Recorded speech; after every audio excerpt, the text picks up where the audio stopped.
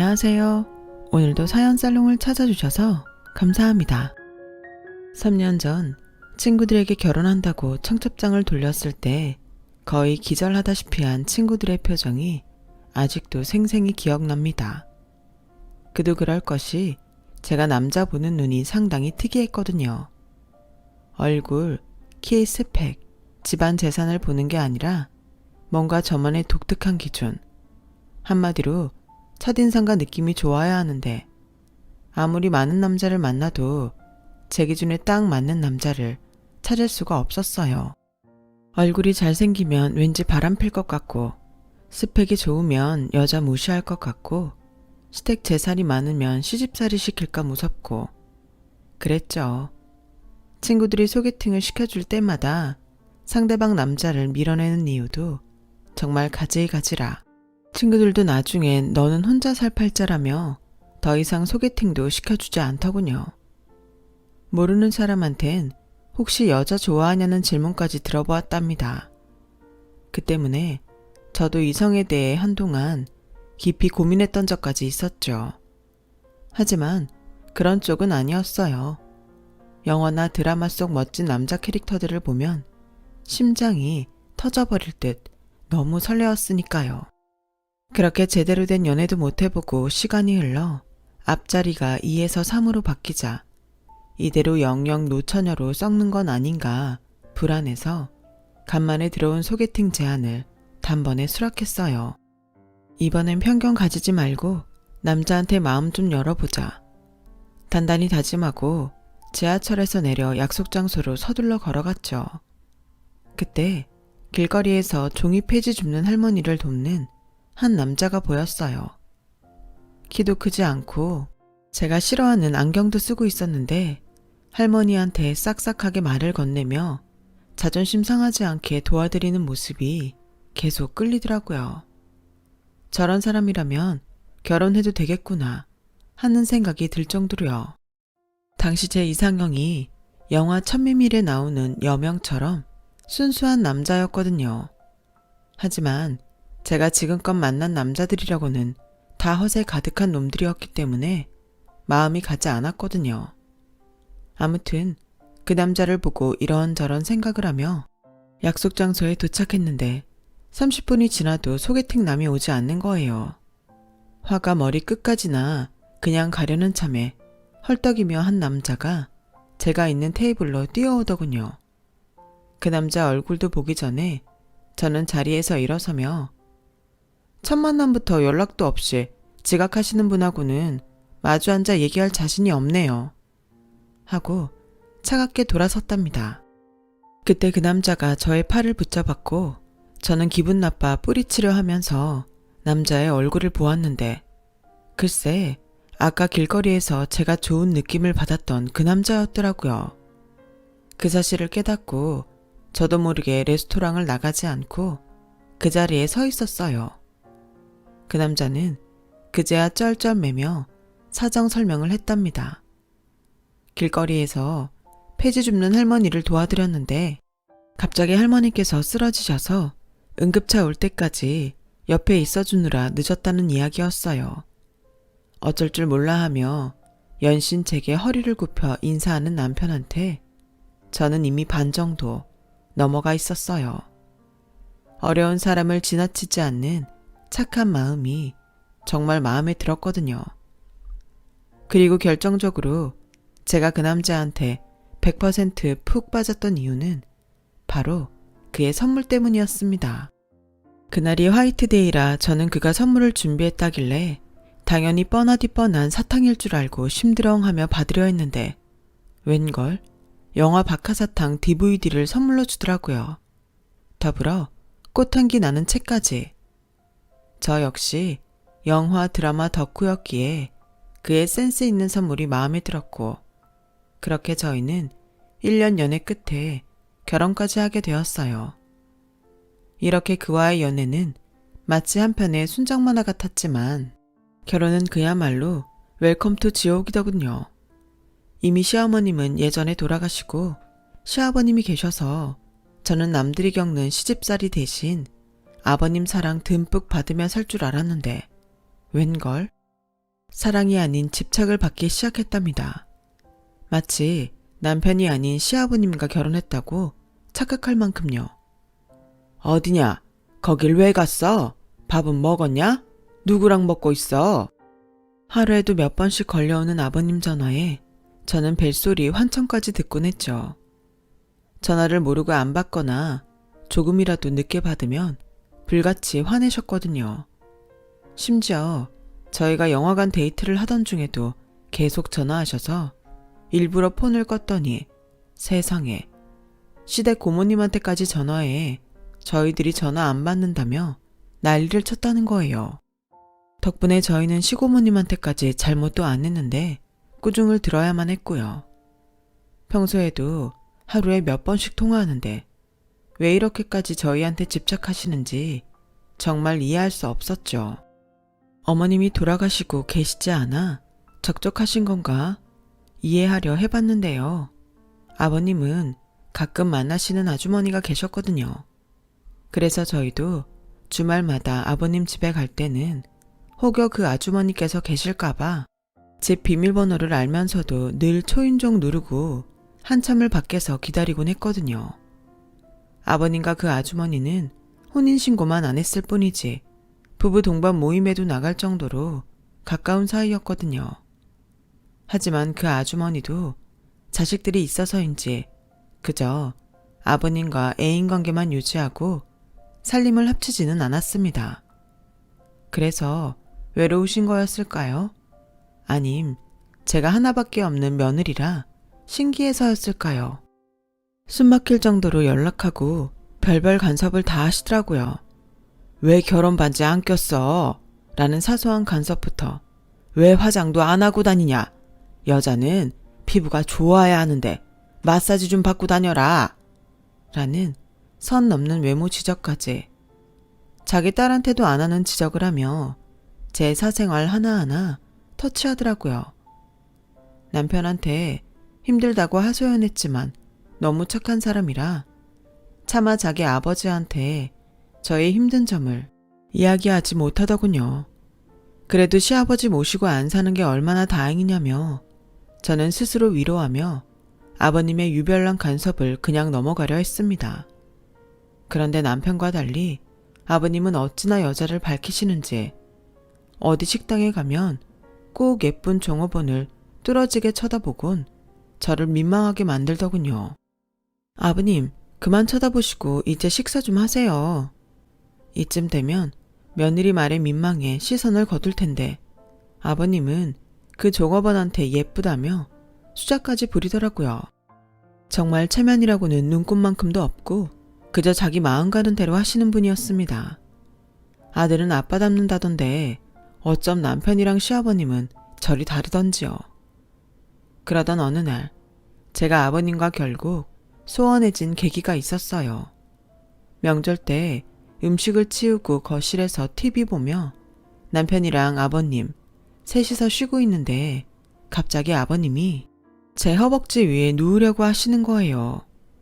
아버님, 지금 뭐 하시는 거예요?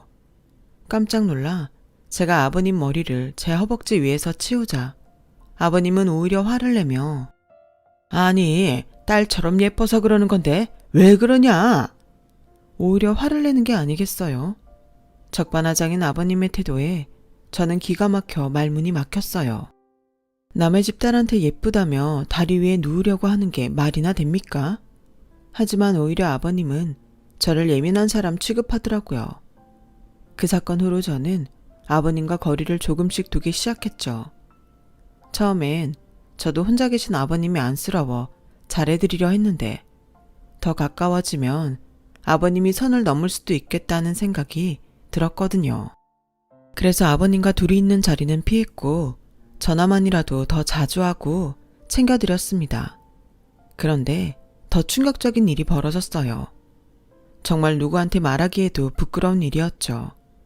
어느 날 아버님이 노망나셨나 할 정도로 저한테 선을 넘는 말을 하시더군요.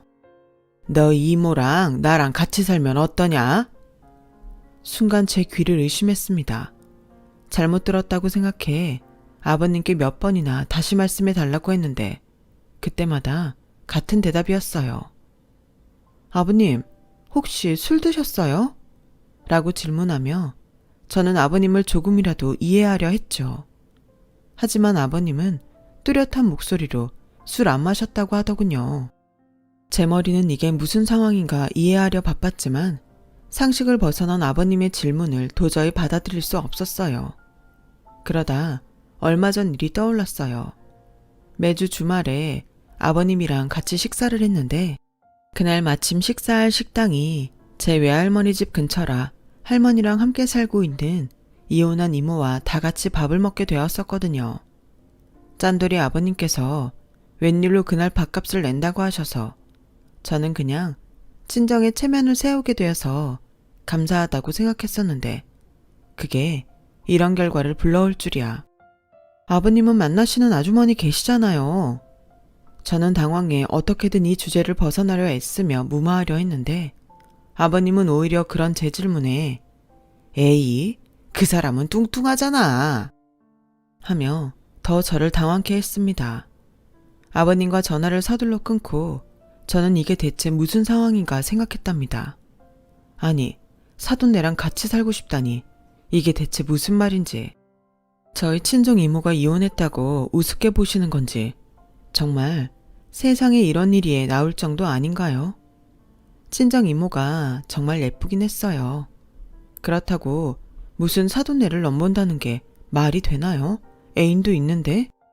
그 후로도 아버님은 계속해서 이모님 잘 계시냐며 집요하게 안부를 물어봤고 저는 집안 망신이라 이 일을 남편한테만 말하고 꽁꽁 숨기며 가슴앓이 했답니다. 그러던 어느 날 시이모님 딸이 결혼해 오랜만에 시어머님 쪽 친척분들을 만나게 되었어요. 결혼식 이후로 처음 뵙는 거라 좋은 모습 보이려 애썼는데 갑자기 막내 시이모님께서 저를 조용히 부르시더군요. 결혼 생활 어떠니? 아버님이 잘해주시니? 속에선 지금껏 겪었던 일을 다 말씀드리고 싶었지만 친척들 눈도 있고 해서 그냥 고개만 끄덕였어요. 하지만 시이모님은 그런 저를 의심의 눈초리로 쳐다보시더니 제 번호를 묻고는 언제 시간 내서 통화하자며 가시더군요. 그리고 바로 다음날 시이모님께 전화가 왔어요. 그러곤 제게 솔직히 다 털어놓으라며 아버님에 대해 꼬치꼬치 캐묻더라고요. 그래서 저는 그동안의 일을 하소연하듯 털어놓았습니다. 근데 의외로 시이모님은 전혀 놀라시지 않더군요. 오히려 예상하고 있었다는 듯 담담하게 듣고 계셨어요. 그럴 줄 알았다, 그 양반. 노인네가 부끄러운 줄 알아야지. 아직도 여자나 밝히고 말이야. 하시면서 충격적인 이야기를 들려주셨어요. 지금 아버님이 만나시는 아주머니는 돌아가신 어머님의 간병인이었다는 거예요. 우리 언니는 아파서 다 죽어가는데 그동안 간병인이랑 바람이 난 거지. 그래서 우리는 네 시아버지를 쓰레기로 취급한다. 시이모님의 이야기를 듣는 동안 저는 막장 드라마 한 편을 듣는 듯 어안이 벙벙했어요. 문제는 그게 허구가 아닌 제가 속한 현실이라는 거였죠. 그동안 그저 혼자 사시느라 외로움에 주책맞는 행동을 하시는 거라 이해하려 했는데 아픈 아내를 두고 바람까지 핀 파렴치한 사람이었다니 그런 사람이 제가 가장 사랑하는 남편의 아버지라는 게 끔찍했어요. 마치 열어서는 안 될 판도라의 상자를 연 것처럼 저는 알지 말아야 할 시댁의 비밀을 알게 된 것만 같아 너무 괴로웠죠. 더구나 저희 결혼할 때는 돈도 없다며 한 푼도 주지 않으셨으면서 그 아주머니한텐 용돈으로 1,000만 원이나 주었다는 사실까지. 사기 결혼 당한 기분이라 남편한테 이 사실을 알고 있었냐며 난생 처음 밤낮으로 눈만 마주치면 싸웠죠. 나 당신 가난했어도 그냥 착한 사람이라는 거 그거 하나만 바라보고 결혼했어. 그런데 아버님이 만나는 분이 내 언니였다는 걸 왜 결혼 전에 이야기 안 했어? 내가 그런 분을 시아버지로 모시고 싶을 것 같아? 저는 처음으로 남편이랑 이혼까지 생각하게 되었고 아버님 때문에 저희 부부는 갈등의 골이 깊어져만 갔습니다. 나중에 친정 이모한테 들으니 그날 아버님이 너무 뚫어지게 자기를 쳐다봐서 민망했다고 하더군요. 그 말에 저는 역겨움이 느껴져 아버님을 그 다음부터 똑바로 바라볼 수 없었습니다. 저한테 하는 행동 하나하나 다 의심스럽고 거부감이 들어 전처럼 아버님을 살갑게 대할 수 없었거든요. 아버님 때문에 안 마시던 술까지 마시고 힘든 하루하루를 보냈죠. 어쩔 땐 숨을 쉴 수 없을 정도로 가슴이 답답해 눈물만 나오더군요. 그러다 문득 제가 피해자인데 왜 저만 괴로워해야 하는지 억울하더군요. 그래서 결심했습니다. 아버님을 망신 주고 복수할 방법을요. 아버님, 혹시 그 아주머니 말고 다른 분 만날 생각 없으세요? 그동안 찬바람 쌩쌩 맞게 대하던 태도에서 갑자기 온화하게 변한 제 태도에 아버님은 잠시 놀라시더니 이내 제 질문에 의아해 하더군요. 제가 아는 한 아주머니가 계신데 아버님이 좋아할 만한 날씬하면서 참한 분이거든요. 아버님이랑 잘 어울릴 것 같아 소개해 드리려고요. 예상 못한 소개팅 이야기에 아버님은 놀라면서도 계속 좋다며 웃음을 지으시더군요. 그 웃음을 보니 소름이 확 끼쳤지만 참고 약속 장소와 날짜를 말씀드렸어요. 그 후로 아버님은 갑자기 동네 의원 가서 얼굴에 점을 빼시지 않나, 정장을 맞추질 않나 아주 쌩 난리를 피더군요. 그런 아버님을 보니 소개팅에선 어떤 표정을 지으실지 너무 기대되더군요.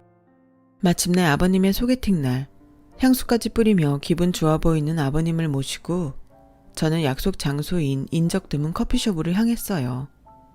가는 동안 저는 아버님 멋지다며 내내 칭찬했고 아버님은 제 말을 곧이곧대로 믿고 소시적 인물 좋았다며 또 본인 자랑을 하더군요.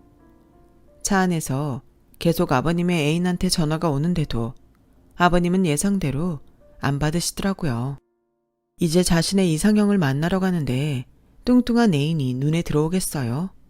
아무튼 저와 아버님은 커피숍에 먼저 가서 아버님의 맞선녀를 기다렸어요. 오시는 거 맞지? 계속 저한테 질문하며 초조하게 시계를 쳐다보던 아버님 앞에 딱 달라붙은 원피스 차림의 여자가 나타났습니다. 선글라스와 모자를 쓴 채로요. 아버님은 맨날 거구의 애인만 보다 눈앞에 모델처럼 날씬한 여자를 만나 너무 좋은지 입을 다물지 못하더군요.